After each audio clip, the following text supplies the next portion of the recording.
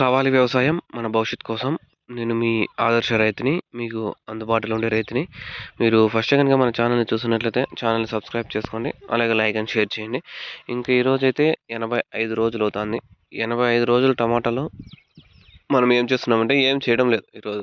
ఏం చేసాం ఆల్రెడీ మనము కాయలు పెరికేసాము కొత్త. ఇప్పుడైతే డ్రిప్ మందులు కూడా ఏం వదలడం లేదు. ఎందుకంటే డ్రిప్ మందు వదిలినామనుకో కాయలు ఇప్పుడు చలికాలము ఎక్కువ కాయ పగిలిపోయే ఛాన్సెస్ ఉంటుంది. కాయ మెతువైపోతుంది.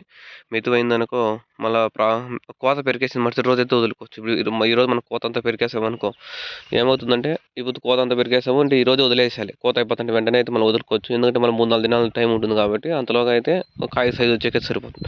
ఇప్పుడు మనం మధ్యలో ఉన్నాం కాబట్టి వదిలేకైతే కుదరదు. మళ్ళీ అయితే ప్లాన్ చేస్తాం వదిలేకి డ్రిప్ ముందు వదిలేకైతే కాయలు పెరికేసినాక అయితే రేపు అయితే పెరకము. మన్నాడైతే పెరుగుతాము. అప్పుడైతే మీకు అనేది అప్డేట్ చేస్తాను. మన్నాడైతే పెరగచ్చు.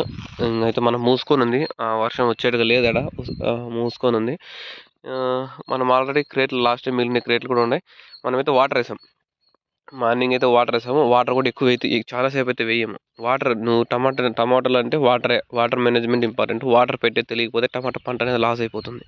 టమాటానే కాదు ఏ పంట అయినా కానీ నీకు ఇష్టం నీళ్ళు ఉన్నాయి కదా మా మోటార్ ఉంది కదా అని మీకు ఇష్టం వచ్చిన వాటర్ వేసినారనుకో చెట్లు అనేటివి లాస్ అయిపోతావు. కాయలు కాయవు. ఎందుకంటే ఎప్పుడూ వాటర్ పోతానే ఉన్నిందనుకో ఎఫెక్ట్ అనేది చెట్ల మీద పడుతుంది. కాబట్టి మీరు రోజుకు చలికాలం కాబట్టి half an hour 1 hour water వేస్తే సరిపోతుంది. మనకైతే అక్కడ కాయలు రాలినాయి. అది మామూలుగా చలికాలం అనేది కాయలు రాలుతాయి. ఎండాకాలం అయితే రాలవు. చలికాలం అయితే 100% రాలుతాయి. దానిలో నువ్వు ఏం చేయలేవు, నేను ఏం చేయలేను, ఎవరు ఏం చేయలేరు. మళ్ళీ ఏం చేస్తాం కాయలు బ్రేకినప్పుడు బాక్సుల్లో వేసుకొని ఎత్తుకొని వెళ్ళిపోతాం అంతే. అది పెద్ద మ్యాటర్ కాదు. మంచి కాయలు అయితే చెడిగా మళ్ళీ మామూలు కొన్ని కుళ్ళిపోయిన కాయలు పడి రాలంటే ఇసి పెట్టేస్తాం. మంచి కాయలు అయితే బాక్సులు ఎత్తుకొని వేస్తాం. మళ్ళీ ఇంకేముంది ఈరోజు అంతే. ఇంకా వాటర్ మేనేజ్మెంటు ఇది నిన్న మనకైతే 5K సబ్స్క్రైబర్స్ అయితే రీచ్ అయ్యారు మొన్న వైకుంఠ ఏకాదశి రోజు. ప్రతి ఒక్క రైతుకి థ్యాంక్ యూ వెరీ మచ్. ఎట్లా 5K రీచ్ అయ్యాం. ఇంకేముంది 5K రీచ్ అయిన తర్వాత ప్లాన్ చేద్దాం అనుకున్నాను. ఏమైనా మీటింగ్ కండక్ట్ చేద్దాం, లేకపోతే ఏదో ఒకటి టమాటా ఫార్మింగ్ గురించి ఇన్ఫర్మేషన్ మీటింగ్ కండక్ట్ చేసి చెప్పాలని 100% మీటింగ్ కండక్ట్ చేసి టీమ్స్ కానీ జూమ్ లింక్ కానీ మీకైతే పంపిస్తే ఏం డిస్కస్ చేస్తామంటే ఆ మీటింగ్ గురించి డే 1 నుంచి ఏం చేయాలి, డే 1 నుంచి డే 90 రోజుల వరకు ఏం చేయాలి, మామూలుగా రెగ్యులర్ క్లాసెస్ ఎలా ఉంటాయి, ఆ క్లాసెస్లో ఎలా ఉంటాయి ఏమనేది మీకైతే ఇన్ఫర్మేషన్ అనేది మీకు అందిస్తాను. అది ఓన్లీ సింపుల్ సెషన్ మాత్రమే. అది హాఫ్ అన్ అవర్ తీసుకుంటాను. హాఫ్ అన్ అవర్లో అది అయిపోదు.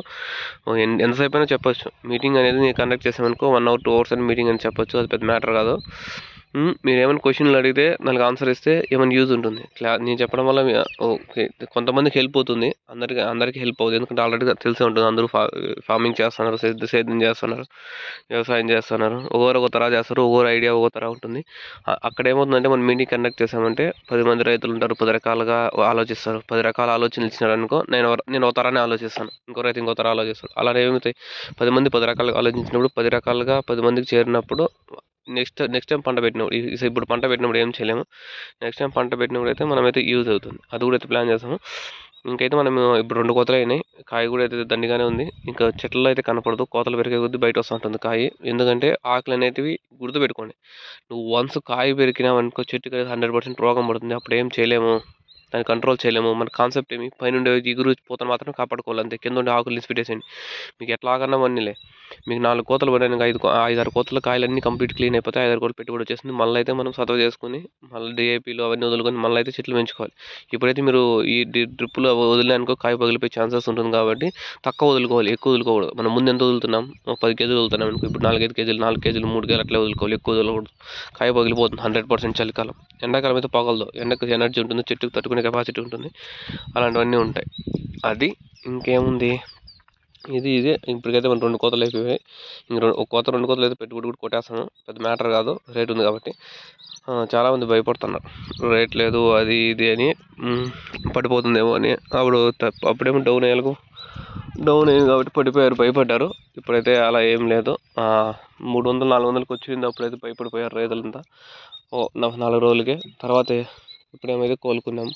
రేట్ అయితే కొంచెం రైజింగ్లోనే ఉంది. చూద్దాం నెక్స్ట్ ఏం జరుగుతుంది. అది మన చేతుల్లో లేదు కదా. మన పని మనం చేసుకుంటూ పోతూ ఉండాలి. రేట్ అనేది ఆటోమేటిక్గా వస్తుంది. పంట అనేది పర్ఫెక్ట్గా పెట్టండి, రేట్ అనేది ఆటోమేటిక్గా రేట్ లేకపోయినా కూడా మీ డబ్బులు మీకు వస్తుంది. మీరు గాలికి వదిలేసినారనుకో రేట్ అనేది రాదు. ఇప్పుడే చెప్తున్నాను. రేట్ లేదు కానీ చెట్లను మీ మందులు వదిలేదు అవన్నీ ఏం నిలకూడదు. స్ప్రేయింగ్లు కొట్టేది అవన్నీ మీ పని మీరు చేసుకుంటూ పోతుంటే రేట్ ఎందుకు రాదో చూద్దాము. మీకు లాస్ట్లో 2 కోతలు రేట్ వచ్చినా కూడా మీ డబ్బులు వస్తుంది. నువ్వేమనుకుంటావు మొత్తం పంట అంతా వేసి లాస్ట్లో వస్తావు, అయ్యో అప్పుడు పంట కాపాడుకుంటే బాగుండేంట్రా స్వామి అని. నేను చాలామంది రైతులను చూశాను ఇక్కడ పల్లెల సైడు. రేట్ లేకపోతే చెట్లకి ఏం ఎక్కిరు. ఎందుకు అలా చేస్తారో నాకు అర్థం కాదు, ఇంతవరకు అర్థం కాలేదు.